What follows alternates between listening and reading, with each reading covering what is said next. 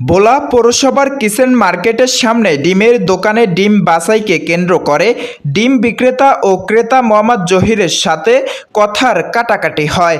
পরবর্তীতে ডিম ক্রেতা মোহাম্মদ জহির দোকান থেকে বের হয়ে তার সহযোগী মোহাম্মদ ইয়ামিন ওস্তা, মোহাম্মদ ফারুক, মোহাম্মদ নাসির উদ্দিন সহ অজ্ঞাতনামা লোকজন নিয়ে এসে ডিম বিক্রেতার উপর হামলা করে। ইয়ামিন ধারালো চাকু দিয়ে ডিম বিক্রেতা জুনায়েদকে জখম করে এবং হুমকি দামকি দিয়ে ঘটনাস্থল থেকে চলে যায়। পরবর্তীতে পুলিশকে ফোন দিলে পুলিশ তাৎক্ষণিক ঘটনাস্থলে উপস্থিত হয়ে ভিকটিমকে চিকিৎসার জন্য ভোলা সদর হাসপাতালে প্রেরণ করে এবং ঘটনাস্থলের সিসিটিভি ফুটেজ পর্যালোচনা করে ঘটনার সহিত জড়িত ব্যক্তিদের শনাক্তপূর্বক নাম ঠিকানা সংগ্রহ করা হয়।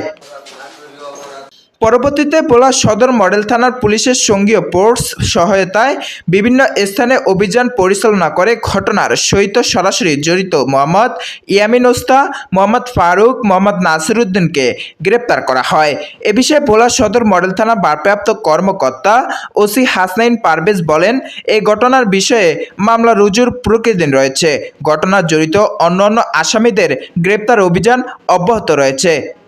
সাইফুল ইসলাম সানি, অপরূপ নিউজ, ভোলা।